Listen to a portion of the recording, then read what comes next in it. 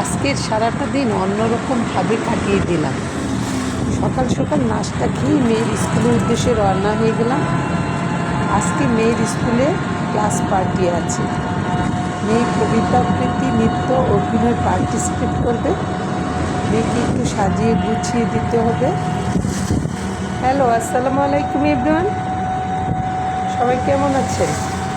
আশা করি নিশ্চয়ই ভালো আছেন।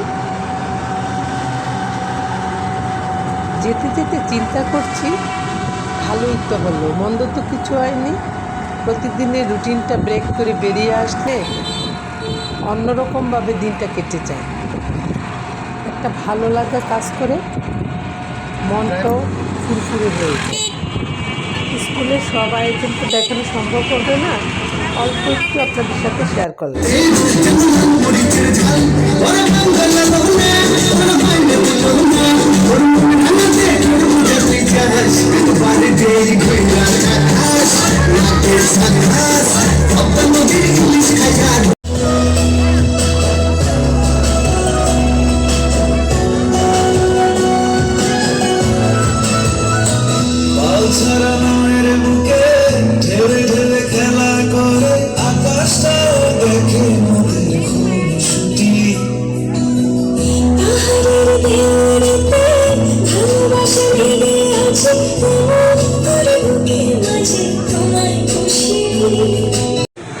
স্কুল থেকে হালকা পাতলা খাবার খেয়ে বাড়ির জন্য যখন বের হয়েছি যাওয়ার জন্য, তখন আমার প্রতি একটা রেস্টুরেন্টে ঢুকে দিল।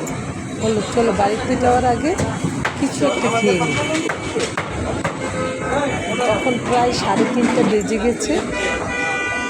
দুপুরের খাবার সময় তখন পেরিয়ে গেছে, বিকেলের খাবার সময় তখনও হয়নি। আমার মেয়ে তো বারবার করেই বলছে, বাবা আমি এখন আর কিছু খাবো না। আমারও তেমন খাওয়ার ইচ্ছা ছিল না। অনিচ্ছা সত্ত্বেও খেতে বসলাম আমরা। রেস্টুরেন্ট থেকে বের হয়ে মেয়ে আর আমি আইসক্রিম খাওয়ার জন্য আইসক্রিমের দোকানে ঢুকলাম। আজকের সারাটা দিন হা হিহি করেই কাটিয়ে দিলাম। মানে হেসে খেলে দিনটা আজকের পার করে দিলাম।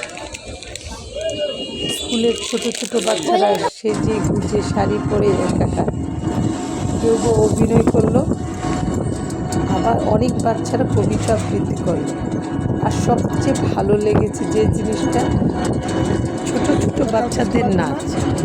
আপনাদের দেখাতে পারলে আরও বেশি ভালো লাগতো আমার। আর এদিকে মা বেটি আইসক্রিম খেতে খেতে গল্প করতে করতে চলে যাচ্ছে।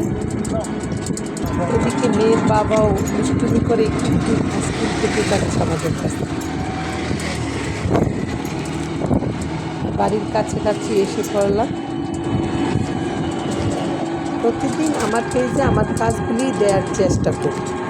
আজকে যেহেতু রান্নাবান্না ছেড়ে আমি বাইরে বের হয়ে গেছি, আপনাদেরকেও সাথে আমার সাথে নিয়ে গেলাম। ভালো থাকবেন সবাই, ধন্যবাদ সবাইকে।